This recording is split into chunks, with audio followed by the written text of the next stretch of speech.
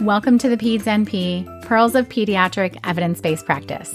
I'm your host, Dr. Becky Carson, pediatric nurse practitioner and clinical assistant professor at the Catholic University of America in Washington, D.C. This episode continues our Acute Care Faculty Series, created by a nationwide team of acute care PNP faculty who are dedicated to building the skill sets of our current and future colleagues. With content that's founded in the scholarly literature, we put a conversational spin on each topic to help you translate that knowledge into practice. Think of it as an evidence-based practice translator for your everyday bedside skills. The best part of it all is that I got to work with my friends, who are brilliant and incredible educators. This episode on how to create your first abstract and poster was co-written with me by Dr. Mike Mamie from the University of Florida. It was peer-reviewed by members of the faculty series. You can check out our entire peer review process at thepedsnp.com/faculty series. Let's get started. As more and more PNPs become clinical practice experts, take on research and QI in their departments, and complete DNP education, dissemination is a key phase of scholarship for professionals. The poster and its prerequisite abstract is often the first stop on the road to dissemination because it's approachable, easy to collaborate on, and doesn't require public speaking on a stage. But how do you get from an idea to that crisp, shiny poster at the conference? That's what we'll cover today, alongside the pearls and pitfalls of submission and presentation. I remember my first poster. I was voluntold by my program director that I needed to create one because I spent my final semester on scholarship in Tanzania, and I needed to show the donors that their money was well spent. But what would I write about? Sure, I had learned about their healthcare system, integrated into the Tanzanian culture, taken copious notes, documented encounters, and input that data into a spreadsheet. But who would care about that? I felt sheepish and insecure about my work being displayed alongside PNPs who had done what I considered to be real research. Then came the day of the conference, and my worst fears came true. To my left was a brilliant poster about primary ciliary dyskinesia, citing the acclaimed microbiologist from the University of North Carolina, Dr. Johnny Carson, aka my dad, as one of the key references. To my right was an ICU quality improvement project. And then there was my poster, with pie charts and pictures from the trip, including one of an elephant just above the references, because elephants never forget, right? There was indeed an elephant in the room, and surprising to me, everyone wanted to talk about it. As I warmed up and realized that my experience was novel, interesting, and impactful, I finally pushed down that imposter syndrome and proudly shared the scholarship of my scholarship.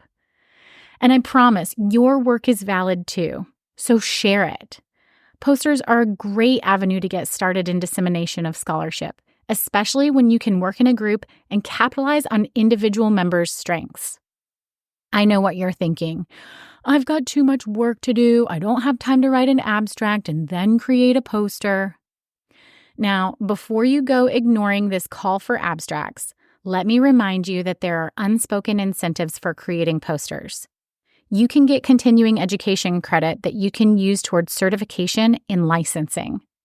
The poster's first author often gets a discounted rate on conference registration, and it's a valuable cherry on top of your application for the clinical ladder or promotion. So you've got a great idea for a poster. The very first step is to select the conference at which you'd like to present. Beware of predatory conferences that butter you up with emails of praise, but require you to fly to Europe, pay for expensive hotels, and then pay exorbitant conference fees too. It's a good idea to pick a group where you're an active member of the community and one where the work you're presenting is relevant to the attendees. For most of us, it's our professional organizations and their local chapters, subspecialties, or special interest groups. So you found the perfect conference and the call for abstracts is open. The good news is that you only have to start with the abstract and wait for it to get accepted.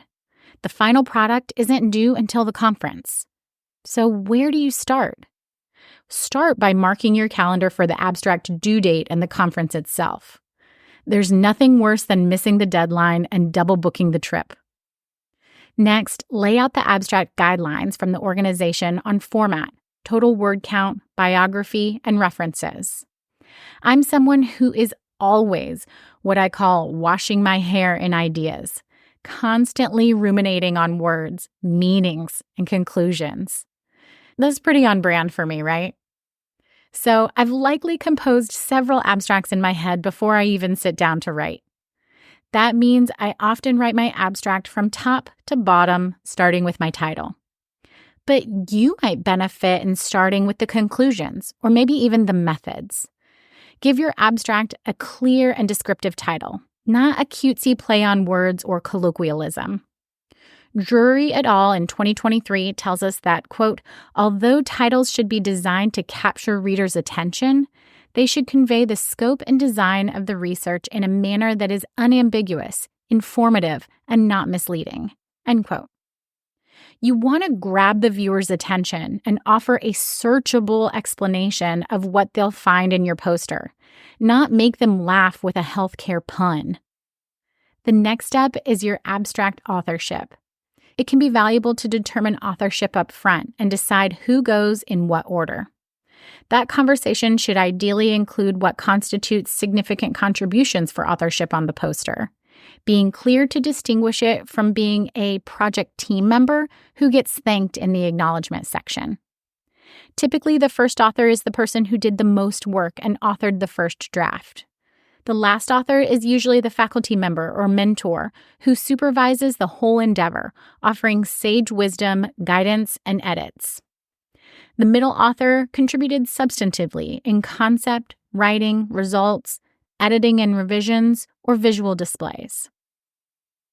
The abstract is a teaser meant to draw the attention of the conference poster committee so that they want to know the full breadth of your work. Abstracts in nursing are generally pretty short, just 100 to 250 words in a format that's typically something along the lines of background, methods, results, and conclusions. Verbosity is not a helpful trait in an abstract, so make sure to wordsmith carefully to stay within the recommended word count. Succinctly tell the reader what you hoped to accomplish, what you did, what you found, and how it was important.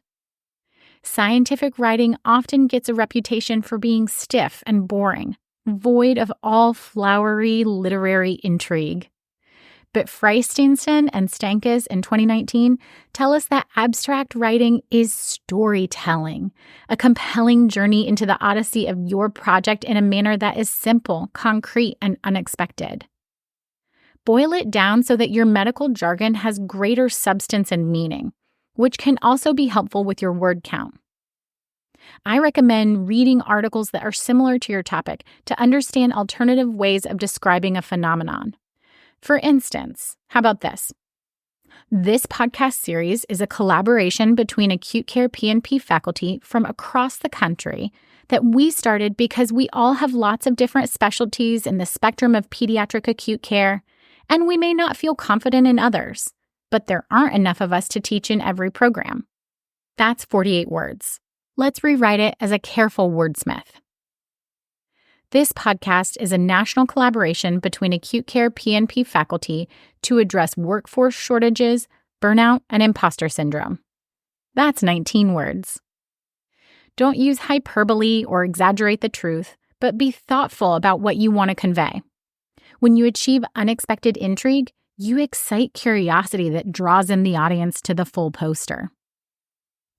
As you write, know your audience, as this will inform the assumptions that you make of the abstract reader, like their baseline knowledge or aims of the conference. And even though the format and abstract criteria are laid out, you might find it helpful to pull up old conference bulletins so that you can review examples. Now that you have a clear and succinct title that has mesh searchable terms in 10 to 15 words, let's write the introduction. Begin with a few key background facts to situate the reader. Then describe your practice problem or gap in education. I want this to be compelling and to justify why anyone should pay attention to this work. My last sentence of the introduction describes the purpose and aims of the project. The aim should provide a clear statement of 1, what the study set out to do, 2, with whom, i.e., your population, and 3, in what context. Next is methods. In plain terms, I say what I did. This includes study design, setting, sampling strategy, the intervention itself, and methods of data collection and analysis. For systematic reviews of the literature, you might list how you retrieved the scholarly work by naming the search query and exclusion criteria. Next, list the key results from your work, maybe 1 to 2 key findings that are meaningful to the purpose and aims. And lastly, in your conclusion, give those results meaning, an interpretation of their value and implications for practice. Make sure that your project group or mentor reviews your work and helps edit for clarity and content before submission. All right, looks good to me. Click Submit. While we wait to see if the abstract gets accepted, I got in touch with the National Association of Pediatric Nurse Practitioners, or NAPNAP, conference chairs who had some insights that might be helpful to first-time abstract authors. In 2024, there were 52 posters accepted and 17 rejected. The total number of posters accepted is guided by space limitations in the venue. As the NAPNAP North Carolina chapter conference chair, I can boast that our fall conference venue has fabric-covered walls, so we have unlimited poster space. The ceiling is literally the limit. I asked what the national conference chairs love in an abstract, and they shared that they love a project that is relevant across the care continuum, so acute care to primary care, with clear objectives and well-described methods. A frequently cited pitfall was underdeveloped poster abstracts where it was unclear what the aims and/or outcomes of the project were, or it was lacking other relevant details, such as methods or an analysis plan. They acknowledge that sometimes you write an abstract before you've collected and analyzed all of your data, but your abstract should include as many details as possible, as well as a plan for how you'll analyze the results once implementation and data collection are complete. They warned that the abstract has to be relevant for APRN practice and NAPNAP members. So even if it's a good poster, if it's not relevant to our role and member priorities, it needs to find a home in another conference. I also asked if they have a stance on the use of artificial intelligence in abstracts, since many journals now require authors to disclose any use of AI in their manuscripts. And here's what they had to say.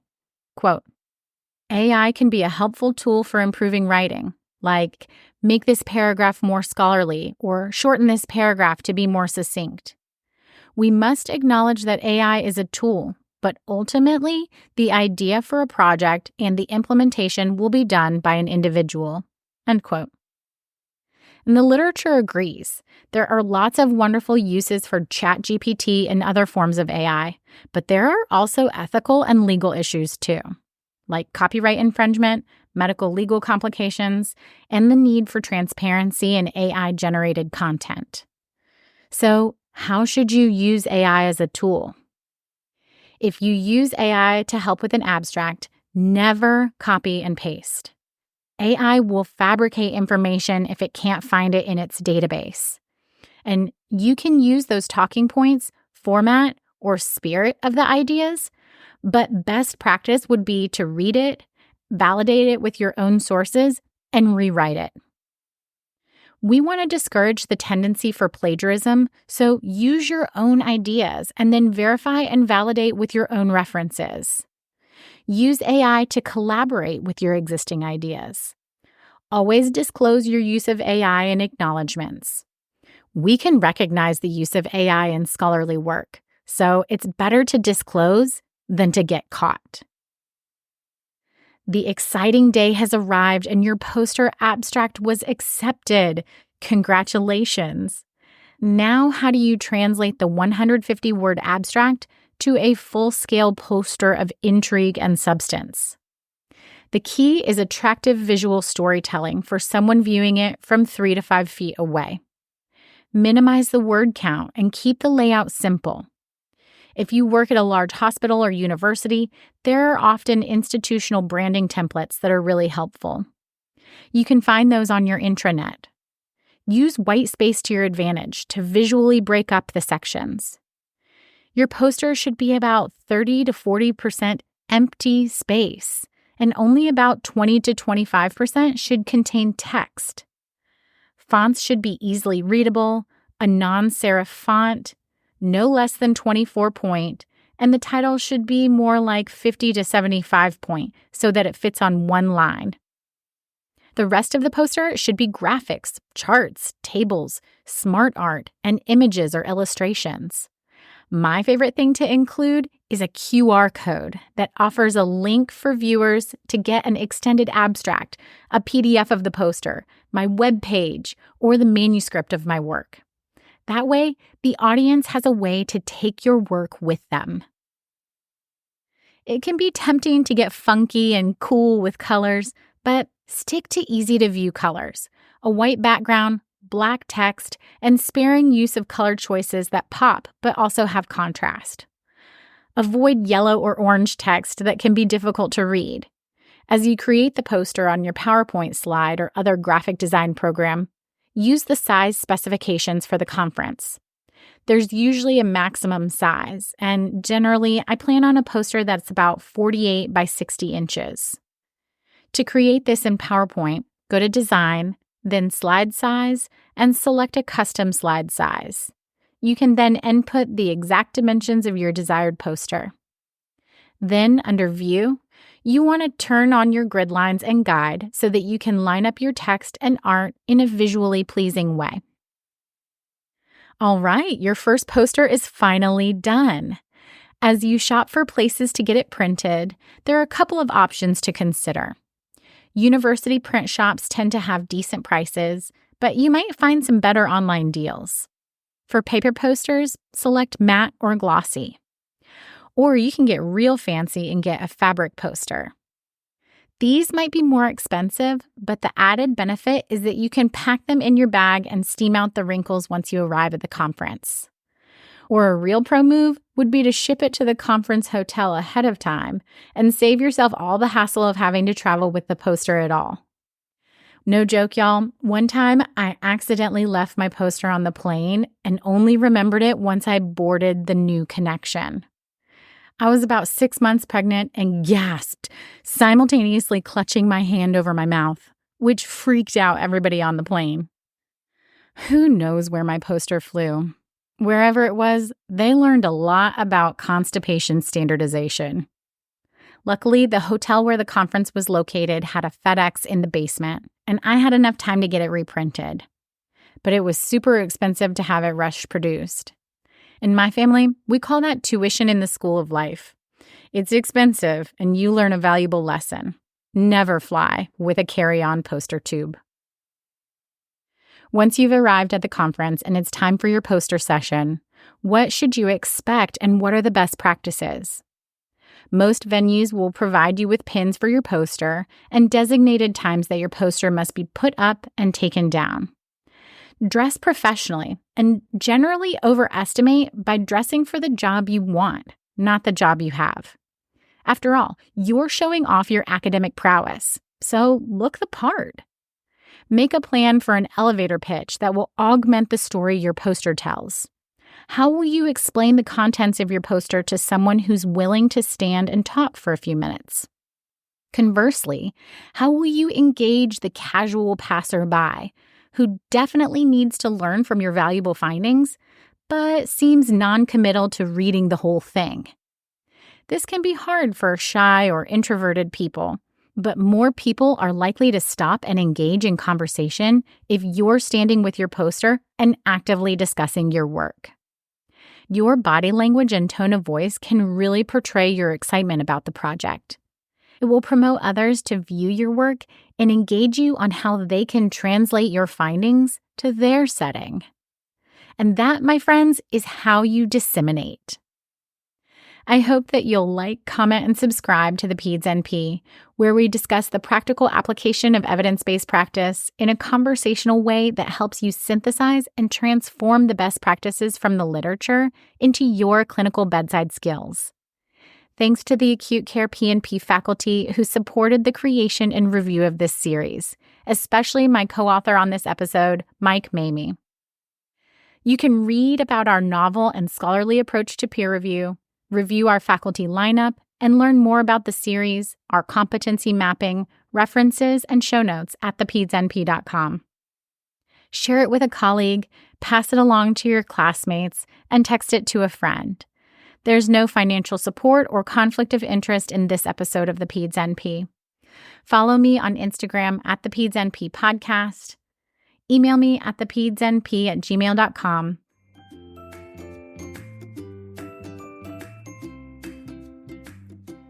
And remember, this isn't just a podcast. You're disseminating for the kids. I'm Becky Carson. Take care.